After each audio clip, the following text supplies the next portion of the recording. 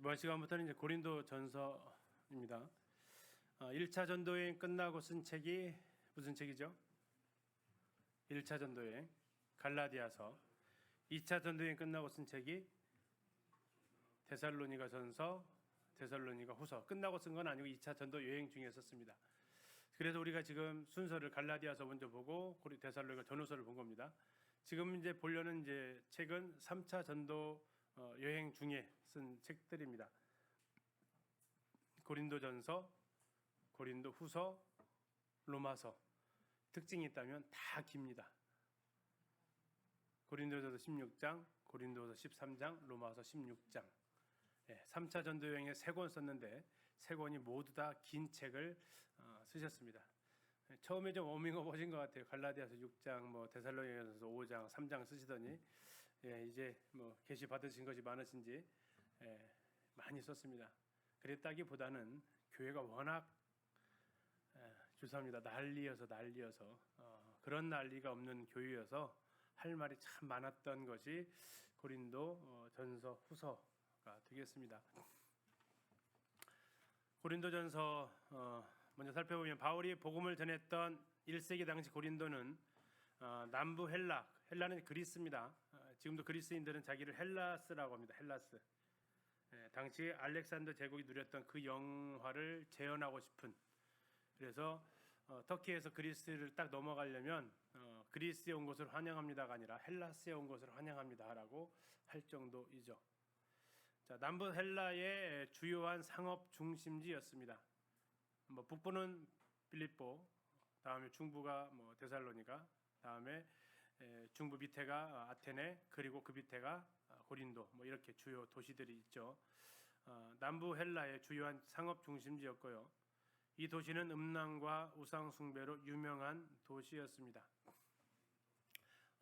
그 사도행전 할 때 이제 그 배의 짐을 내리고 배를 육지로 옮겨가고 다시 배를 내리고 짐 싣고 하는 이렇게 이제 되어진 그런 하역하고 다시 싣고 하는 그런 가운데에서 이제 선원들이 즐겼던 것이 바로 저 음란과 우상 숭배의 모습이었다라는 거죠.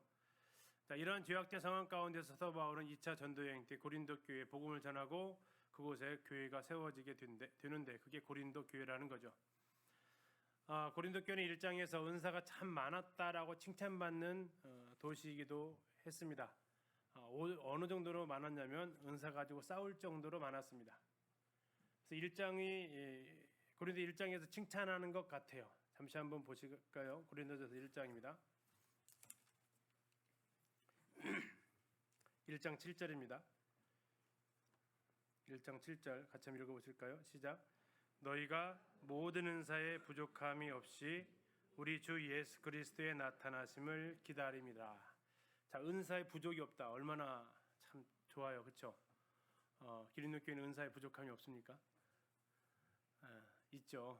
이 은사가 참 있었으면 좋겠다는 은사들이 뭐 제가 보여도 있으니까. 근데 여기는 그런 부족함이 없다라는 거예요. 완전하다라는 얘기죠. 모든 은사를 다 가지고 있었어요. 근데 이게 좋은 면만 있는 게 아니라 무슨 일도 벌어졌다고요? 싸웠다고요. 서로 다른 은사와 싸우고 또 같은 은사끼리 싸우고 더 우위에 있는 거 이거 싸우고 하면서 그런 내용들이 이제 저 12장 또 14장에서 나오고 있죠. 두 번째, 성장이 있는 고린도 교회였습니다.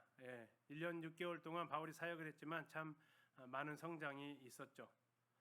그러나 성장과 아울러서 도덕적, 교리적, 또 실제적, 집단적, 개인적 이런 문제로 시달리고 있었습니다. 도덕적 문제라면 뭐가 떠오르세요 혹시요?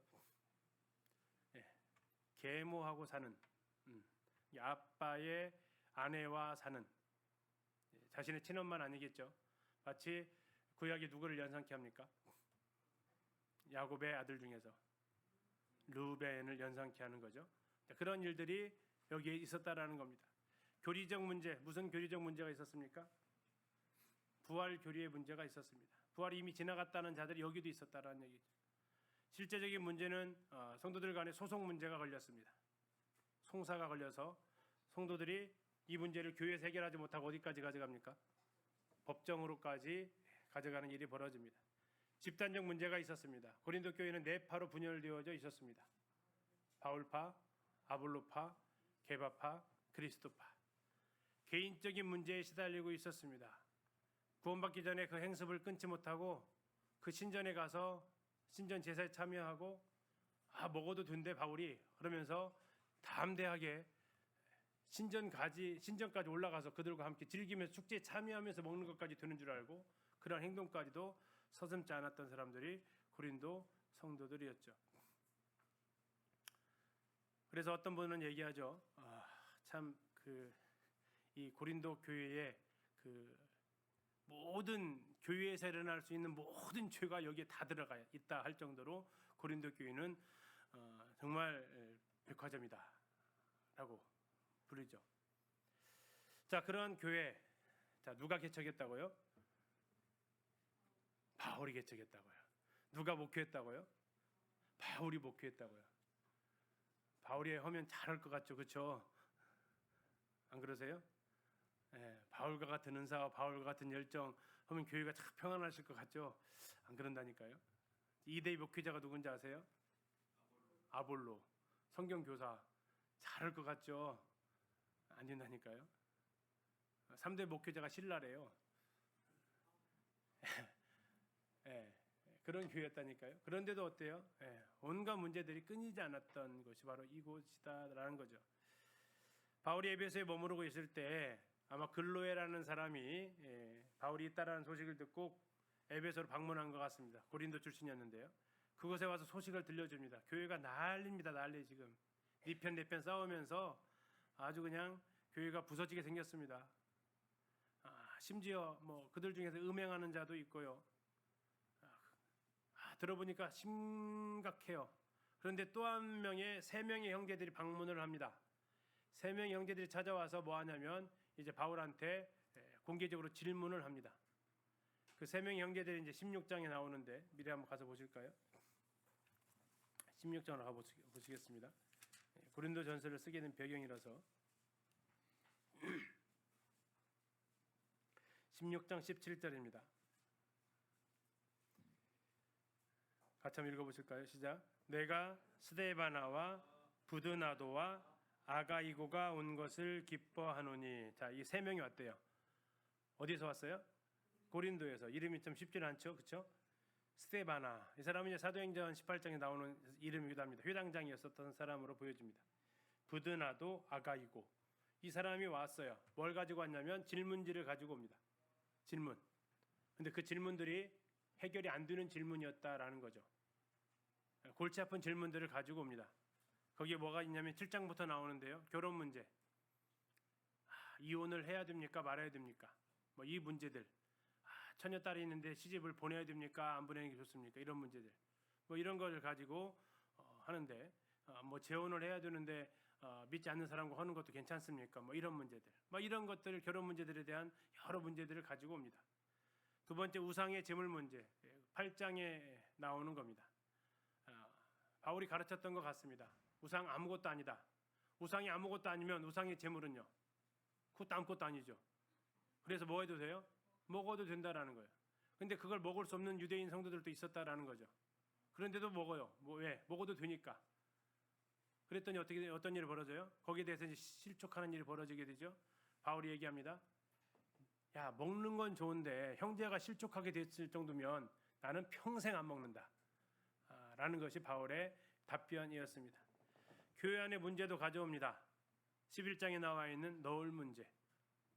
이 고린도가요. 나중에 보시겠지만 미용 산업이 굉장히 발달한 곳입니다. 오늘 저기 자매들 미장원 가면 이렇게 막 그 여자들 머릿결 이렇게 모양 이렇게 해달라고 하잖아요. 고린도는 어떻게 할게요? 화보가 없으니까.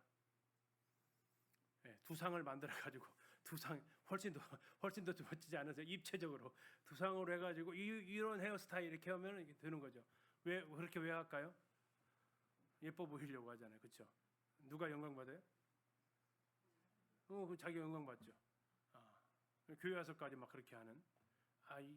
예쁘게 보이려고 왔는데 가리라고 하니까 어떻겠어요? 아쉽죠, 그렇죠? 써라. 안 쓰려면 그 예쁘게 머리하고 왔는데 뭐해라?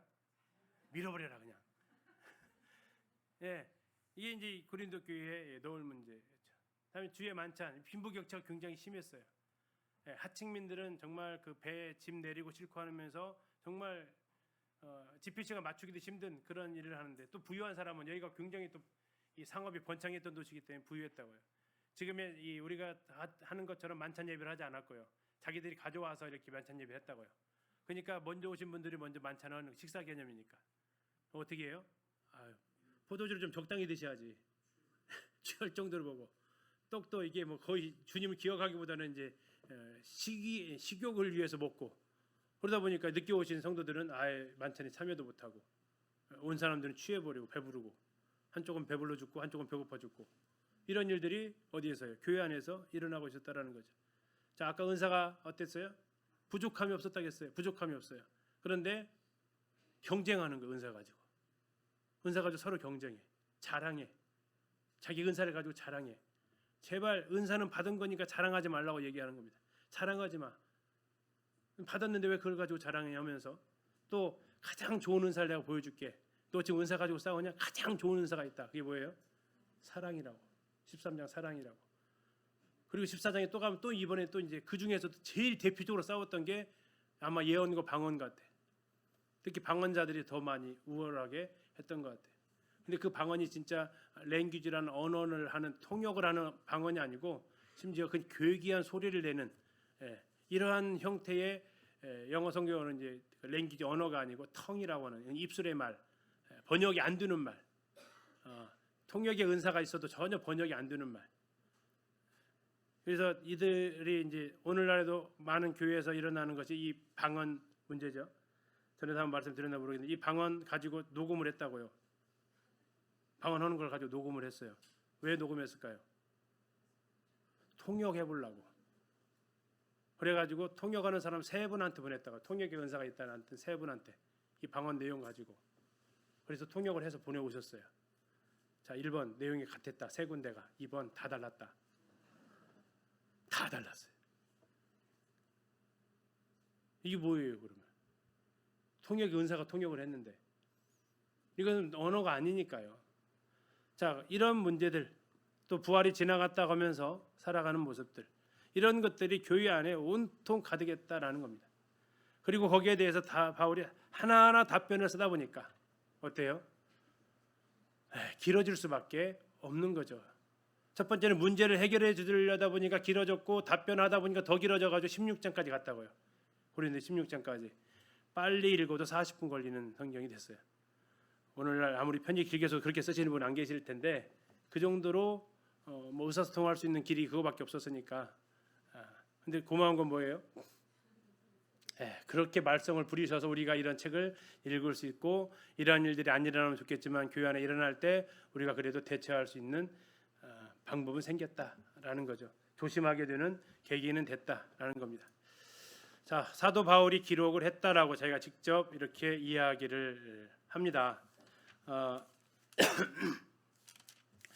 특별히 16장 21절 보면 나 바울은 친필로 너희에게 문안하노니 이렇게 되어져 있습니다. 역시 바울의 마지막 편지 쓰는 방식으로 보여집니다. 바울이 이 편지를 기록을 할 때 소스데네도 같이 있었던 것 같습니다. 1장 1절에 나오죠. 하나님의 뜻을 따라 그리스도 예수의 사도로 부르심을 받은 바울과 형제 누구요? 소스데네, 유대인 회당장이었던 사람이었죠. 그리고 이제 구원받고 회당장 자리를 내놓고 바울을 따르는 사람이 된 사람, 바로 보니까 누가 안 보여요? 있을 것도 같은데.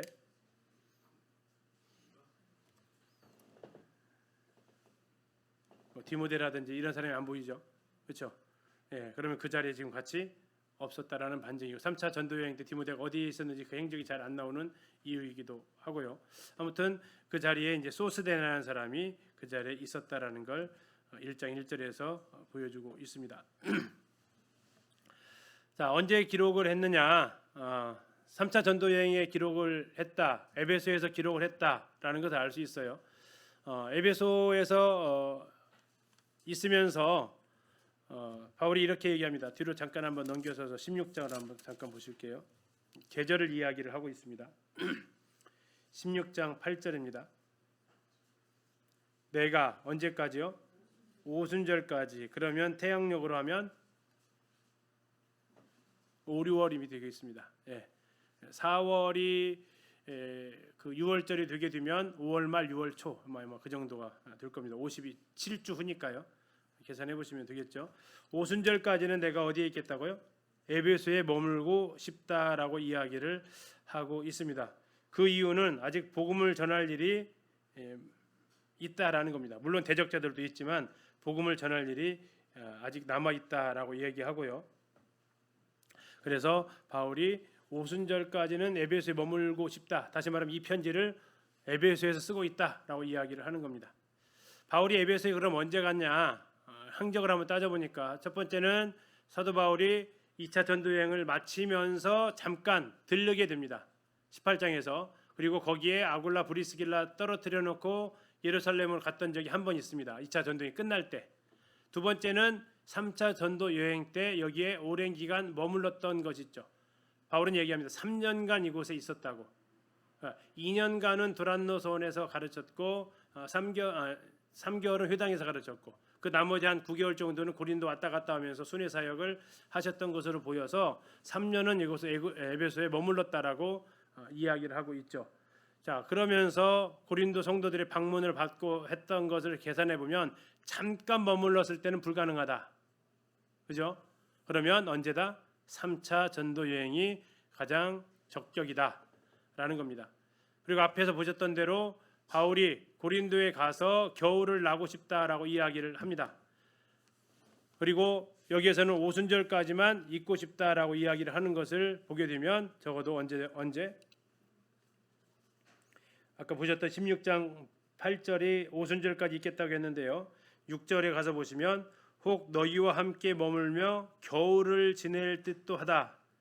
자, 오순절까지 있겠다. 그럼 만약에 예정대로 됐으면 오순절에 갔다가 끝나고 겨울은 언제? 오순절이 아까 6월이라겠죠. 겨울은요 10월, 12월이죠. 한 6개월 정도의 그런 공간을 계획을 했다라는 겁니다. 그러면 언제 썼을까 생각해 보면 적어도 오순절 전에는 썼겠죠. 오순절까지는 있겠다고 하는 걸 보니까 그러지 않을까 싶은 부분입니다. 그래서 대략 연도를 확인할 수 있고요.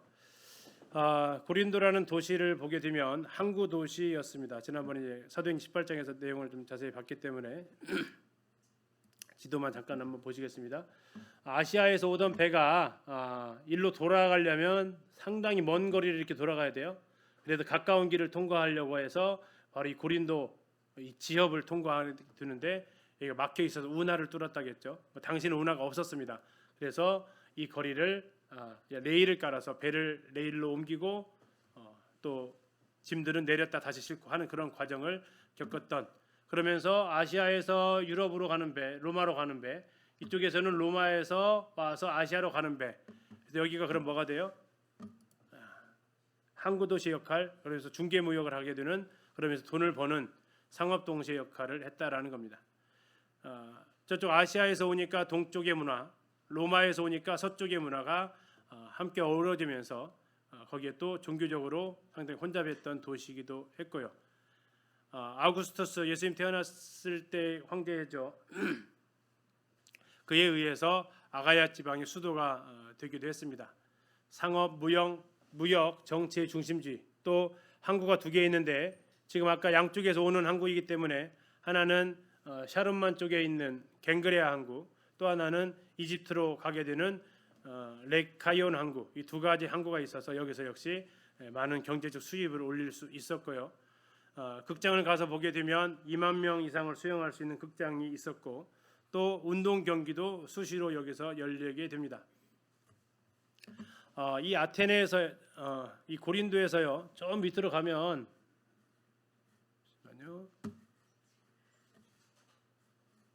마우스가 안 보이네.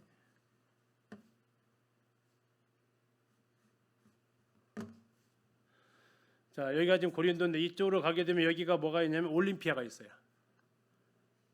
올림픽 하면 뭘 가져오죠? 성화 채집하는 데가 여기에 있습니다.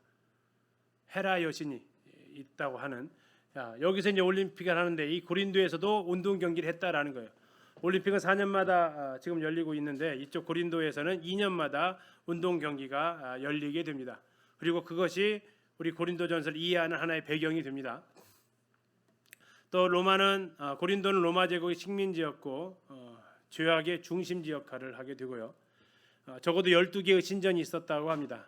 그리고 고린도에 딱 들어가게 되면 도시 한가운데에 태양신의 아들이라고 하는 아폴론 신전이 딱 흔히 자리 잡고 있고, 또 거기에서 이 밑으로 지금 우리 지도에서는 이제 잠깐 보이는데요.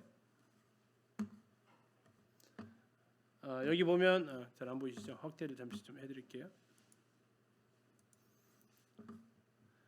여기 고린도 밑에 갱그레아 있고 갱그리아 밑에 에피다우루스라고 있습니다. 이 에피다우루스에 뭐가 있냐면 의술의 신이라고 하는 아스클레스피우스 신전이 있습니다. 아스클레스 신전이 있어서 여기에서 이제 의술의 신이라고 하고, 여기에 이제 어마어마한 극장이 있습니다. 지금도 공연을 하는 극장이고요. 가장 원형이 잘 보존되어져 있는 극장이기도 합니다. 지금도 마이크 없이 공연이 가능합니다. 2만 명이 앉아 있는데. 그래서 대단한 규모로 이렇게 아스클레피오스를 섬기는 것이 있었는데요. 아스클레피온 무슨 신이라고요? 의술의 신입니다. 의술의 신. 자, 지난번에 잠깐 보여드렸지만 아스클레피온 그 고린도 박물관에 가면 이러한 테라코타가 있습니다. 자, 이런 테라코타가 왜 있었냐면 자기의 신체 부위가 아파서 이 신전에 가서 치료를 받으러 갑니다. 그러면 거기에서 무슨 일이 벌어져요? 치료를 받아요. 병이 나아요. 그러면 고맙잖아요. 그래서 어떻게 해야 돼요? 근데 고맙다고 내가 팔이 다쳤는데 팔 나왔다고 팔 떼서 줄 수는 없잖아요. 그럼 어떻게 해요? 팔의 모양을 테라코타를 뜹니다. 그리고 그 신전에다가 테라코타를 기증을 해요. 이해가세요? 감사의 표시로. 여기가 이게 뭐냐면 다 나았던 부위들입니다. 근데 딱 보시니까 다 무슨 부위들이에요? 다 성적인 것과 연관되어진 부위들이 치료를 받고 그 모양을 갖다 본떠 가지고 아스클레스 신전에다가 기증을 했다고요. 감사하다고, 자기 낫게 해줬다고.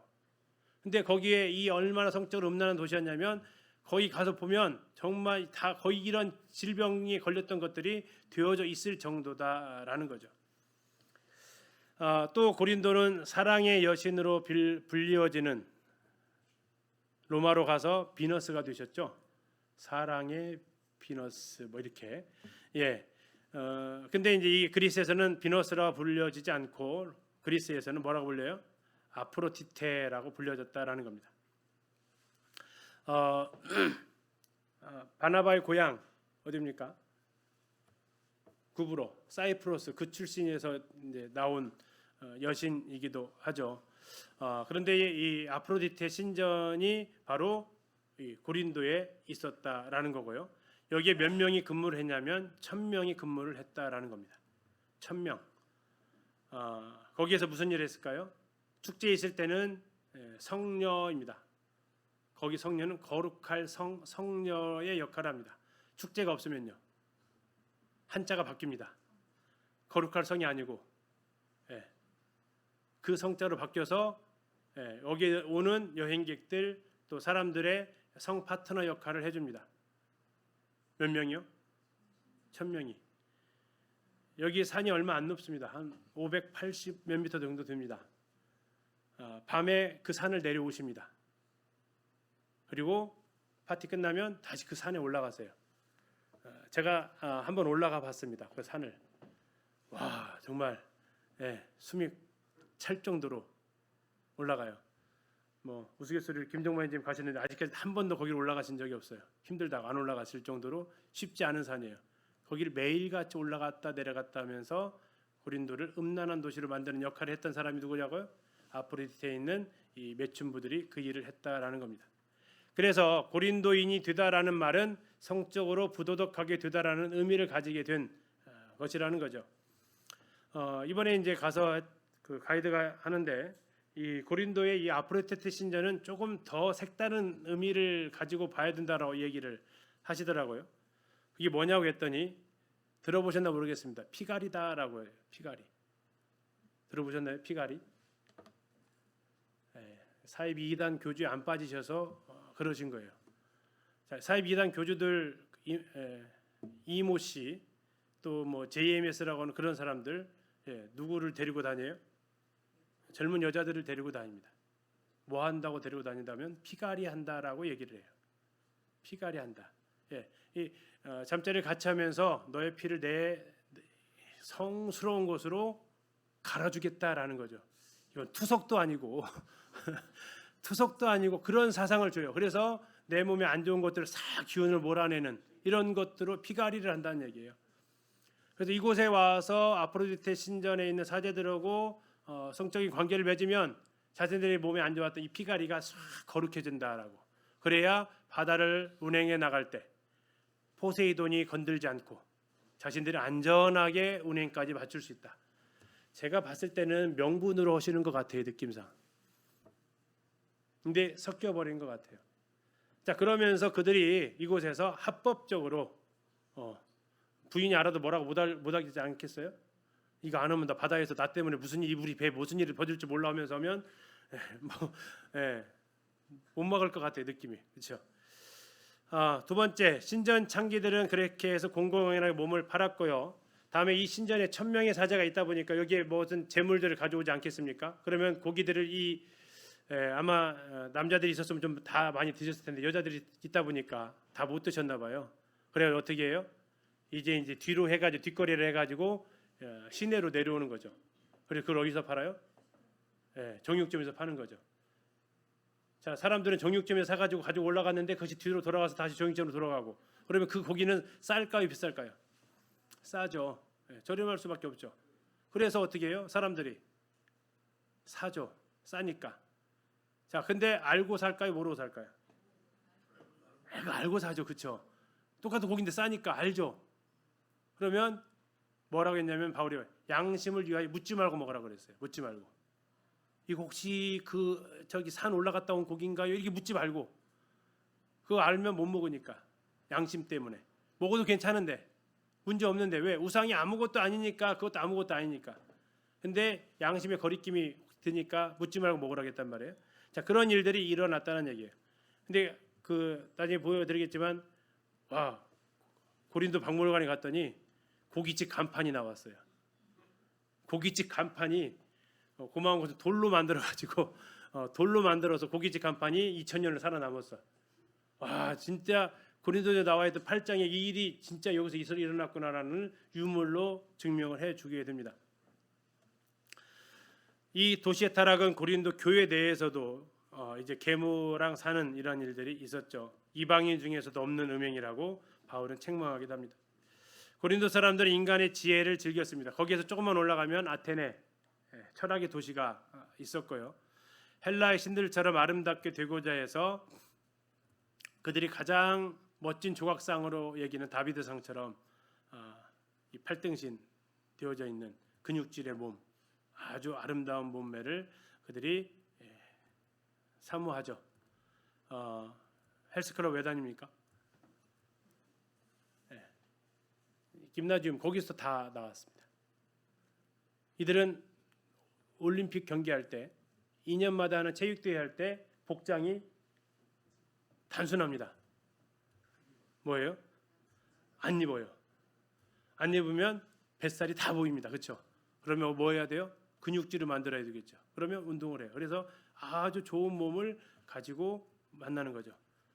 여자는 출입 금지입니다. 경기장에 못 들어옵니다. 남자들만에 이루어지는 그런 경기에서 그렇게 그들은 하게 되죠. 거기서 하나 더 생각할 거. 그러면 무슨 일이 벌어질까요? 여자들이 못 들어온다니까요. 남자가 굉장히 멋있고. 그게 일어나는 거죠. 그래서 알렉산더도 양성애자였고요. 알렉산더에 가장 친애했던 그 부하와 성적인 관계를 가지는 그런 대상이기도 했죠. 소크라테스도 옆에 끼고 있었던 남자가 있었고요. 그것이 흠이 되지 않는 문화였습니다. 주소가 좀 왜 그런다고요? 여자는 대화 상대가 안 된다. 아는 게 없다. 그래서 그냥 어떤 성적인 쾌락을 누리는 대상은 되지만 정신적 교감을 원하는 입장에서는 이게 안 되고 정신적 교감을 막 나누다 보니까 육체적으로 끌리게 되는 이런 일들이 그들 사이에서 이렇게 막 정당화하는 식으로 형성이 되어졌다라는 거죠. 아무튼 이렇게 하면서 흔히 말하는 헬라인들, 나중에 고린도에서 얘기합니다. 헬라인들은 뭐를 구한다고요? 지혜를 구한다라는 거죠. 철학자들을 가리켜서 소피스트라고 합니다. 소피스트의 뜻이 지혜를 사랑하는 사람들이에요. 그들이 그러한 것들을 꿈꿨던 사람들. 그들은 또한 위대한 변사들의 웅변을 즐겼습니다. 내가 천사의 말을 한다 하는 그런 표현 나오죠. 고린도전서에. 그런 것들이 이제 우리가 생각해 볼 수 있는 단어가 되겠습니다. 바울은 여기에서 2차 전도여행을 하고 1년 반 동안 머물면서 교회를 세우게 됐죠. 그리고 여기에서 우리가 방금 전에까지 보셨던 데살로니가 전후서, 그리고 나중에 3차 전도여행 말미에 들러서 로마서까지 여기에서 쓰게 됩니다. 지금 이게 거기입니다. 어디요? 아크로 고린도. 지금 성벽 보이시나요? 성벽. 이 산을 둘러서 성벽을 쌓았습니다. 좀 확대해서 보여드릴게요. 성벽 보이세요 이제? 네. 이게 그 성벽들입니다. 이렇게 2중 3중으로 되어져 있습니다. 이 바위 위에다가 지은 거 보세요. 성벽. 이 지금 바위 위에다가 지은 거예요. 이게 바위 위에다가 성벽을 쭉 이렇게 산을 뺑 돌아가면서. 아프로디테 신전 어디냐면요, 제일 높은 게 있습니다. 자, 이게 이제 아크로 고린도 성체인데요. 첫째는 이제 많은 사람들이 거의 안 갑니다. 고린도 성기답사를 가도 안 가는 이유는 시간이 없어서 안 가고요. 여기 가면 적어도 한 4시간, 5시간을 소요를 하기 때문에 그러기도 하죠. 근데 이제 이건 성경의 배경이 되는 곳이기 때문에 우리는 저희들은 가게 되고, 이게 이제 그 지도예요. 보통 이제 여기에서 입구가 여기입니다. 일로 해서 쭉 올라가는데, 안 계셔서 죄송합니다. 김종모 형님은 여기까지는 가십니다. 2번까지는 가고, 주로 이제 좀 발 빠르신 분들이 이 길로 쭉 가가지고 이쪽으로 가십니다. 여기 경치가 아주 좋습니다. 그래서 정말 인생사진 찍은다고 정말 다리가, 보는 사람이 다리 떨릴 정도의 사진을 찍으세요. 여기서 성벽에 앉아서 꼭 저렇게 찍어야 되나 싶을 정도로 아주 사진을 찍으세요. 그리고 여기를 좋아하십니다. 왜 좋아하냐면, 나 드디어 아프로디테 신전 가봤다. 근데 나중에 내려와서 지도를 봤더니 아프로디테 신전 여기 있는 게 아니라 여기 있었습니다.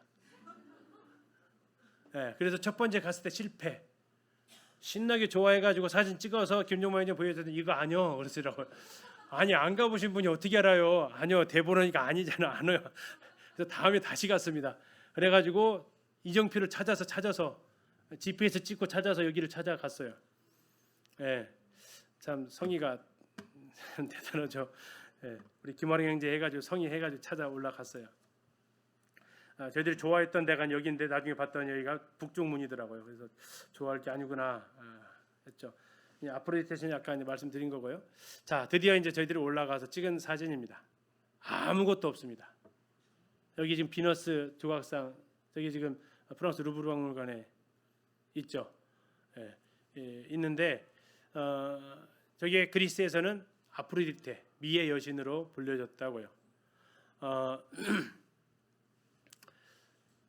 여기에 이제 성병과 관련된 단어들을 보면 전부 다 고린도가 다 붙어져 있습니다.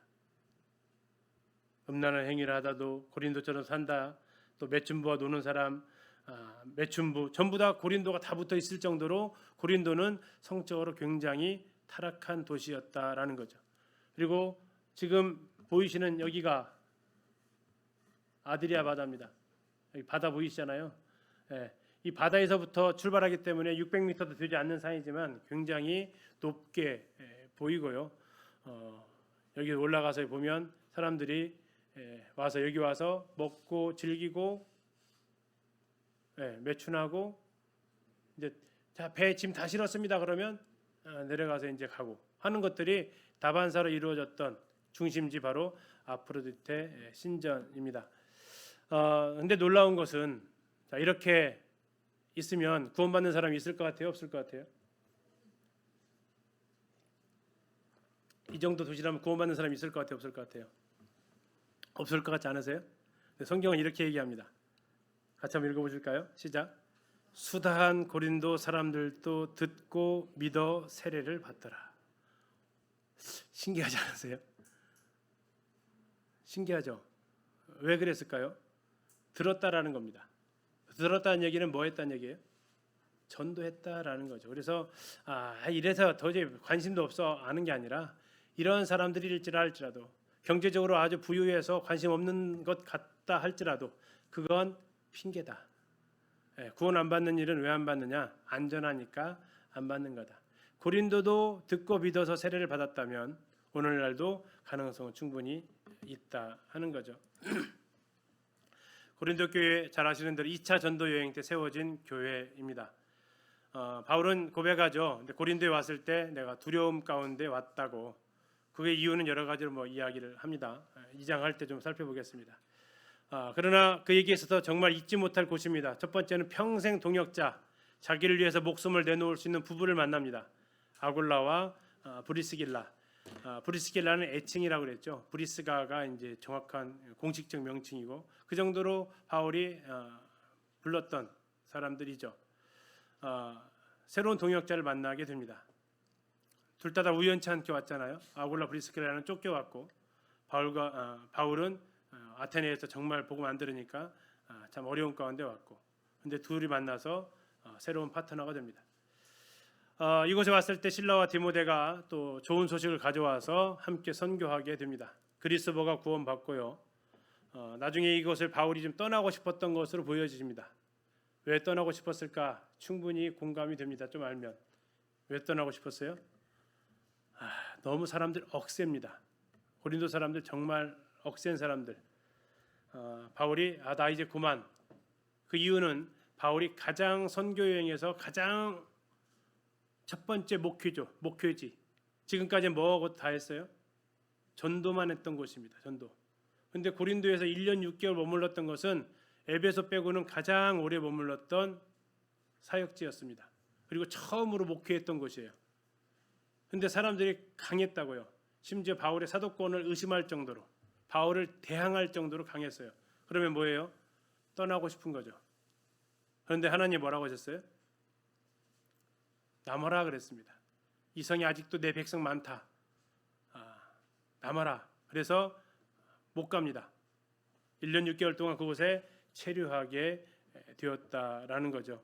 그래서 바울이 달라지게 됩니다. 어떻게 달라져요? 이게 지금 몇 차 전도여행이라고요? 2차 전도여행. 2차 전도여행 누구랑 싸워서 왔죠? 바나바랑 싸웠죠. 누구 때문에 싸웠죠? 마가 때문에 싸웠죠. 바울이 아마 생각하지 않았을까요? 마가하고 고린도 교회 성도들하고 되게 비교해보면 흔히 말하면 헐났네. 그리고 저는 생각해보는 거죠. 바나바의 저 마음이 이게 목회하는 마음이구나. 바울은 목회를 해본 적이 없으니까 여기서 목회를 해보는 거죠. 한 영혼 구원 받는 게 더 나으실 것 같아요? 한 영혼 세우는 게 더 나으실 것 같아요? 뭐 하실래요? 다 쉽지 않죠. 그렇죠? 그래서 부모님들 낳은 정 기른 정 얘기하시는데 낳은 정도 낳는 것도 참 고통스럽지만 기르는 건 더 많은 시간, 더 많은 인내, 이것이 있죠. 이게 바울이 느꼈던 첫 목회지에서 느꼈던 겁니다. 그래서 나중에 그가 뭐라고 고백하냐면 마가에 대해서 말이 달라집니다. 무익하던 마가가 아니었어요. 유익하던 자라고 얘기를 하게 되었다라는 거죠. 왜요? 이게 뭐 하냐면 전도가 아니라 목회하면서 그가 깨달았던 진리이기도 합니다. 바울이 떠난 뒤에 아볼로가 2차 목회를 하러 오게 되고요. 에베소 성도들의 형제들의 추천으로 다음에 베드로도 이곳에 와서 복음을 전하러 다녀간 것 같습니다. 로마로 가면서 아마 들르지 않았을까 싶고요. 자, 여기에는 주로 이방인 성도로 구성이 되어져 있었습니다. 회당에 가서 복음을 전했는데 회당에 유대인만 있지 않다고 했죠. 하나님을 경외하는 사람들이 있었다겠어요. 코샤하고 음식물 하고 할례받지 않아서 유대교로 개종은 못했지만 하나님을 섬기는 것에 관심 많았던 그들이 구원받고 회당에서 쫓겨나게 됩니다. 그러면서 유대인 성도도 좀 있었고 대다수는 이방인 성도들이 여기 해당이 되었을 것이라는 거죠. 또 하나는 대부분의 사람들은 경제적으로 지위가 낮은 사람들이었습니다. 오죽하면 참 이 말 쓰는 게 쉽지 않습니다. 고린도 1장에 나오면 뭐라고 얘기합니까? 사도 바울이 너희의 뭘 보라고 그래요? 형제들아 너희를 부르심을 보라. 육체를 따라 지혜로운 자가 많지 아니하며 좀 순화시킨 거죠. 지혜로운 자가 많지 않다는 얘기는 지혜롭지 않은 자들이 많다라는 얘기죠. 지혜롭지 않다라는 것을 다른 면으로 표현을 하면 무식한 자들이 많으며 이렇게 하셨는데 상당히 부드럽게 좀 순화를 하시긴 했어요. 이게 지금 고린도 교회 상황이었다고요. 능한 자가 많지 않다는 얘기는 돌려 말하면 뭡니까? 할 수 있는 것, 재능이 있는 사람도 거의 없다. 다음에요. 문벌 좋은 자가 많지 않다. 뭐예요? 가문도 별 볼 일 없다. 자, 이렇게 이게 누구였다고요? 대다수였을까요? 소수였을까요? 이 소수였으면 이렇게 말할 수 없지 않습니까? 형제들아 너희를 부르심을 보라라고 이렇게. 대다수가 이런 사람들이었다라는 거죠. 하층민들. 그리고 일부 누가 있었다고요? 부자들이 있었다라는 겁니다. 일부 부자들. 근데 잘 섞였을까요? 잘 섞이지 않았다라는 거죠. 유대인과 이방인들이 하나가 되는 것이 교회인데 부자와 가난한 자가 하나 되는 건 더 어렵나요?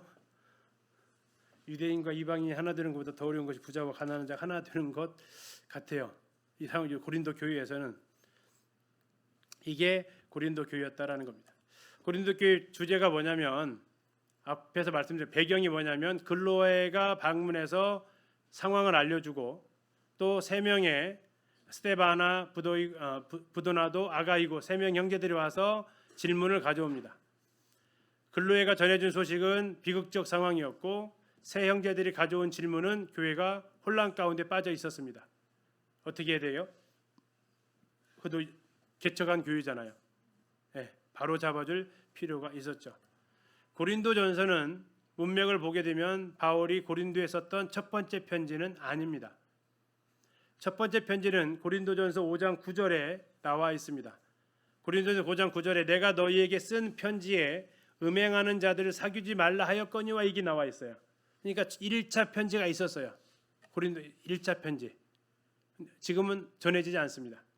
그럼 고린도전서는 몇 번째 편지예요? 두 번째 편지입니다. 그리고 세 번째 편지가 있습니다. 그게 뭐예요? 눈물의 편지라고 알려져 있습니다. 고린도 후서에 기록되어져 있어요. 네 번째 편지가 뭡니까? 고린도 후서예요. 그래서 고린도 교회에 바울이 쓴 편지가 총 4통인데 홀수통은 사라졌어요. 1통, 3통. 그리고 두 번째 2통과 4통만 남아있는데 2통과 4통이 두 번째 편지, 네 번째 편지가 고린도 전서와 고린도 후서라는 겁니다. 7장부터는 바울이 성도들의 질문에 대해서 대답한 내용들이 기록되어져 있고요. 이 고린도 교회만의 문제가 아니다라는 것을 우리가 이제 기억해야 되는데 먼저 1장을 잠깐 한번 보실게요. 1장 2절입니다.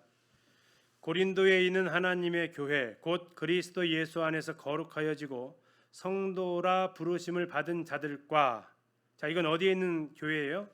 고린도에 있는 교회입니다. 그런데 그 다음 뭐라고 나와 있습니까? 또 각처에서 우리의 주 곧 그들과 우리의 주 되신 예수 그리스도의 이름을 부르는 모든 자들에게 이 고린도 교회만이 아니라 아마도 이것을 더 읽도록 하지 않았나 싶습니다. 갱그레아 교회로도 보냈을 수도 있고요.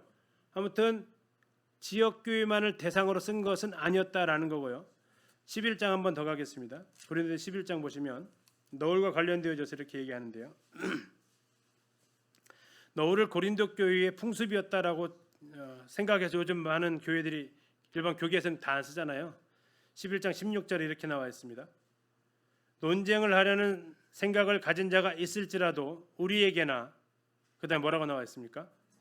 하나님의 모든 교회라고 나와 있습니다. 이 너울의 문제가 고린도 교회의 문제가 아니다라고 모든 하나님의 교회의 문제다라고 이야기를 하고 있는 거죠.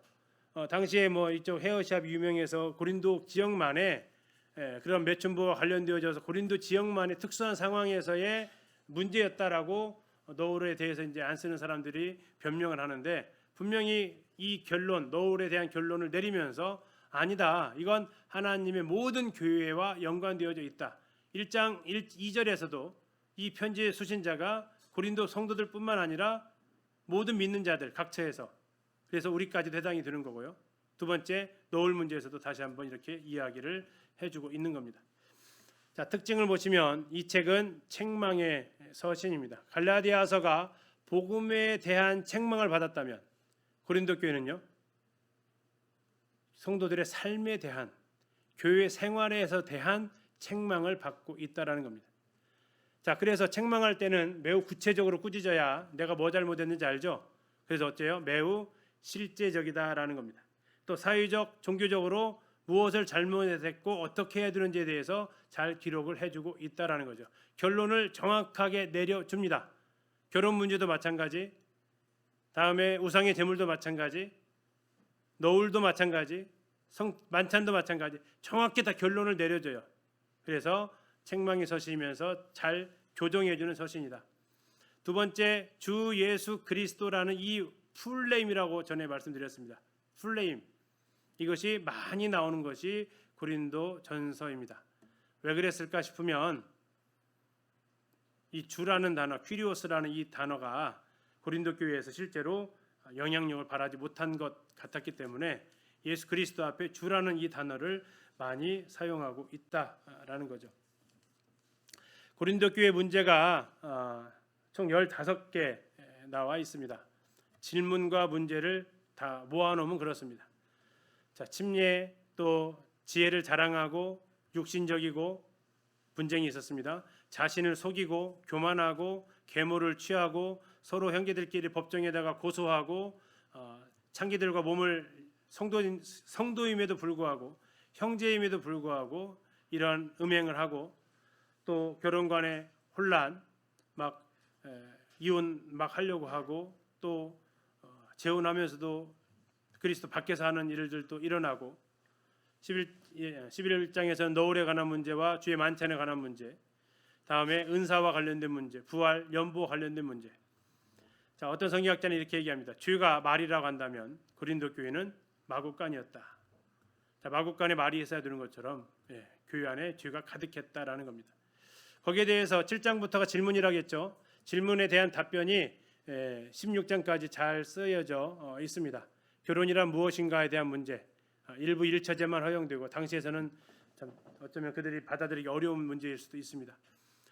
다음에 뭐 종으로 또는 총각으로 또 믿지 않는 남편, 믿지 않는 아내를 두는 그런 부분들에 대해서 어떻게 할 것을 말하고 있고, 또 아무리 내가 고기를 먹을 수 있어도 그것을 가지고 힘들어하는 형제 자매들이 있다면 안 먹는 것이 잘하는 것이다라고 이야기를 합니다.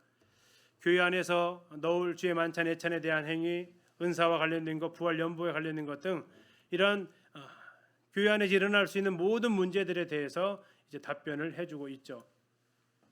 그래서 고린도전서가 16장까지 있는데 6장까지는 책망이고요. 책망이라는 얘기는 아마도 근로의 지편으로 들었던 질문이 아니고 어떻게 성도들이 이러냐 하는 일들이 쭉 기록되어져 있습니다. 자, 심지어 두 파로 갈라진 것도 아니고 네 파로 갈라져 있었던 교회. 근데 왜 갈라졌냐? 지극히 육신적이다 너희들. 두 번째, 어떻게 너희들은 세상에도 없는 근친상간을 하냐? 계모랑 같이 사냐? 아니, 어떻게 성도들끼리 서로 맞고서를 하고 난리냐? 하는 이런 일들이 교회 안에 있었다라는 거죠. 아니, 솔직히 이 네 가지 중에서요, 이 세 가지 중에서 교회 안에 하나라도 한번 들어와 보다가 한번 생각해 보십시오. 교회 분위기가 어떨 것 같으세요?